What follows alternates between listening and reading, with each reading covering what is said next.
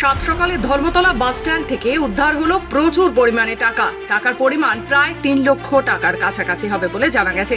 গোপন সূত্রে খবর পেয়ে ধর্মতলা বাস স্ট্যান্ডে হানা দেয় কলকাতা পুলিশের STF। হানা দিয়ে একটি বাসে তল্লাশির সময় উদ্ধার হলো এই টাকা।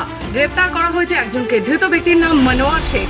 জিজ্ঞাসাবাদ করে পুলিশ তার থেকে জানতে পেরেছে টাকার পরিমাণ প্রায় 3 লক্ষর কাছাকাছি। পুলিশ সূত্রে জানা গেছে ধৃত ব্যক্তি মালদার কালিয়াচক থেকে কলকাতার উদ্দেশ্যে আসেন। কলকাতার বাজারে জাল নোট ছড়িয়ে দেওয়াই ছিল তার মূল উদ্দেশ্য। 3টি ব্যাগে করে এই টাকার বান্ডিল আনা হয়েছে কলকাতায়। বান্ডিলের প্রত্যেকটি নোট 500 টাকার এবং সেগুলো সবই প্রায় জাল। টাকা গোনার কাজ চলছে। ধৃত ব্যক্তিকে জিজ্ঞাসাবাদ করে কলকাতা পুলিশের STF জানার চেষ্টা করছে কী কারণে এত পরিমাণ জাল টাকা নিয়ে কলকাতায় এসেছেন তিনি।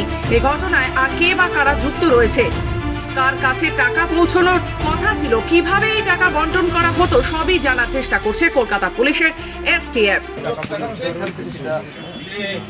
এইভাবেই নোটের বান্ডিল এবং এই যে জাল নোটগুলো সেগুলো এর আগে কলকাতা শহরে তারা কি আগে কোনো জায়গায় ছড়িয়ে দিয়েছিল, থাকে